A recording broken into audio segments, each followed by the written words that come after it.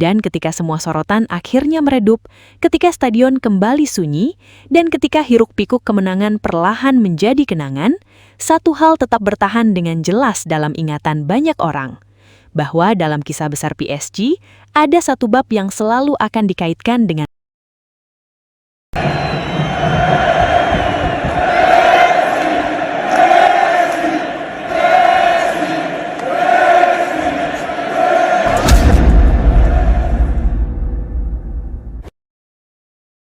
Step 1, wake up early, gonna rise with the sun. Step 2, get some good, some food in you. Step 3, think real hard about what you wanna be. Step 4, everybody just do your thing. Wake up.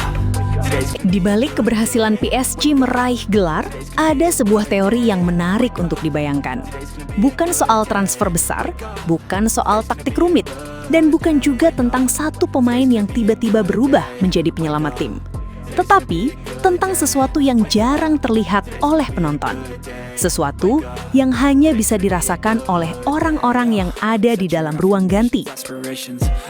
Karena terkadang, kemenangan sebuah tim tidak dimulai saat peluit pertandingan dibunyikan. Semuanya dimulai jauh sebelum itu. Dimulai dari suasana latihan, cara pemain berbicara satu sama lain, hingga bagaimana sebuah tim membangun rasa percaya di dalam dirinya sendiri. Bayangkan sebuah suasana di ruang ganti PSG setelah era Mbappe berakhir. Tidak ada sorotan kamera, tidak ada keramaian media, hanya suara langkah kaki, suara sepatu yang bergesekan di lantai, dan para pemain yang mulai masuk satu persatu sambil mempersiapkan diri. Suasananya terasa berbeda dibanding sebelumnya. Biasanya, perhatian akan tertuju pada sosok tertentu. Biasanya ada pemain yang menjadi pusat perhatian, pusat permainan, dan tanpa disadari menjadi titik gravitasi bagi tim. Namun kali ini, semuanya terasa lebih lepas. Di satu sudut ruangan, beberapa pemain terlihat bercanda sambil tertawa. Di sisi lain, pemain belakang ikut berdiskusi soal pola serangan. Para gelandang memberikan pendapat mereka, sementara pemain muda yang biasanya lebih banyak diam, kini mulai berbicara dengan percaya diri. Tidak ada batas yang terasa mencolok. Tidak ada suasana yang membuat satu pemain terlihat lebih besar daripada tim itu sendiri. Dan mungkin untuk pertama kalinya, semua orang merasakan sesuatu yang berbeda. Kebebasan. Bukan berarti sebelumnya tim tidak bagus. Bukan berarti pemain besar adalah masalah. Tetapi terkadang dalam sepak bola, ketika satu titik menjadi terlalu besar, pemain lain tanpa sadar mulai menunggu. Menunggu bola datang, menunggu keputusan dibuat, menunggu seseorang menyelamatkan keadaan. Namun sekarang, situasinya berubah. Tidak ada lagi pemain yang menunggu. Semua mulai bergerak, semua mulai mencari ruang, semua mulai mengambil tanggung jawab. Saat pertandingan berjalan, perubahan itu mulai terlihat. Aliran bola menjadi lebih cepat, pergerakan terasa lebih cair. Lawan mulai kesulitan menebak dari mana serangan PSG akan datang. Hari ini gol datang dari sisi kanan, besok datang dari sisi kiri. Lalu gelandang tiba-tiba muncul mencetak gol. Lalu pemain bertahan ikut naik membantu serangan. Dan perlahan satu pemikiran mulai muncul di benak banyak orang. Mungkin PSG sekarang bukan lagi bermain untuk satu bintang. Mungkin PSG sekarang bermain sebagai sebuah tim. Dan jika teori itu benar, mungkin perubahan terbesar PSG bukanlah soal siapa yang datang, tetapi tentang ruang yang kosong karena seseorang pergi, lalu ruang itu akhirnya bisa diisi oleh semua orang. Ibrahimovic berkata, di sepak bola kalau satu pemain jadi pusat segalanya, cepat atau lambat tim akan kehilangan keseimbangan. Mbappe itu luar biasa, tetapi sepak bola tetap soal 11 pemain, bukan satu orang. Kalau ruang itu berubah, maka cara tim bermain juga ikut berubah. Ronaldinho berkata, sepak bola itu harus bebas.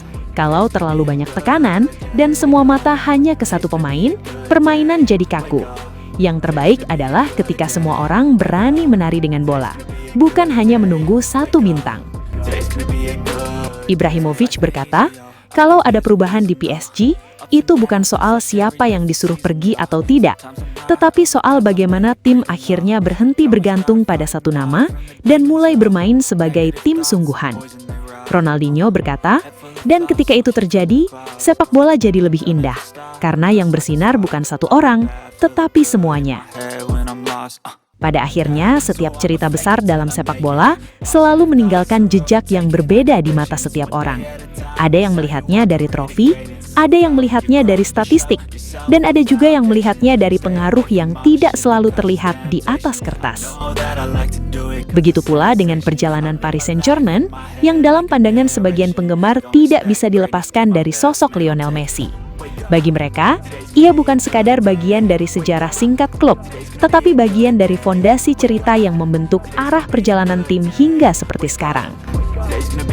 Dan meskipun waktu terus berjalan, pemain datang dan pergi, serta era selalu berganti, satu hal tetap bertahan dalam ingatan para penggemar, bahwa ada momen ketika seorang pemain dianggap lebih dari sekadar bintang.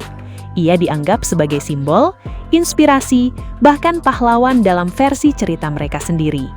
Karena pada akhirnya dalam sepak bola, warisan terbesar bukan hanya tentang kapan seseorang datang dan pergi, tetapi tentang apa yang tetap hidup dalam hati para penggemar setelah semuanya selesai.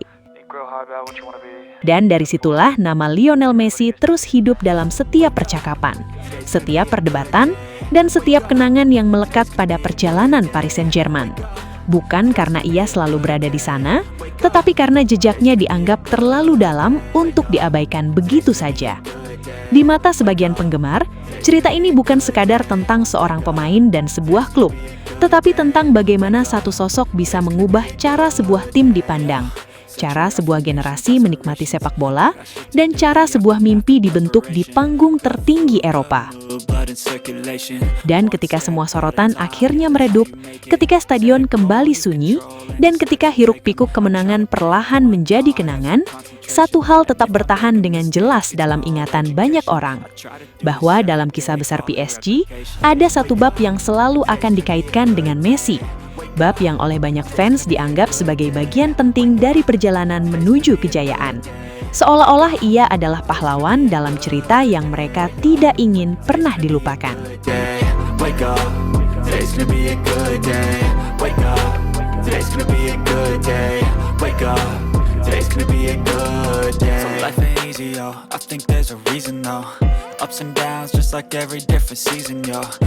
Sobat Leo, akhirnya kita tiba di penghujung video.